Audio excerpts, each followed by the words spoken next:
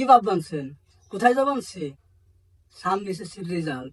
এই মুহূর্তে বাসায় থাকা যাবে না, বুঝেন নাই? এই জন্য বাড়িতে বনবাসে যাবানছি, পলা বানছি আমি, ঠিক আছে? আর যা এসেছে রেজাল্ট দিবি, তোমার মধ্যে সেটা কথা। রেজাল্টের দিন সাবধানে থাকো, সতর্ক থাকো, আর অবশ্যই বাসায় থাকবা না। আমি যাবানছি বনবাসে। যদি আমার সাথে যাইতে চাও তাহলে আমার সাথে ক্যাম্পেইনে যোগ দিতে পারো। আর যারা প্রতিবেশী আছেন, আপনারা এসএসসির রেজাল্ট পাওয়ার পরে কোনো প্রকার কি কয় কুটনামি জিনিসটা কি ওইটা হরবেন না। দেখেন, আপনারা কি চান যে আপনার জন্য একটা সাওয়ালের জীবনটা নষ্ট হয়ে যাক, একটা মায়ের জীবনটা নষ্ট হয়ে যাক? আপনারা কেউ কুটনামি হইলেন না।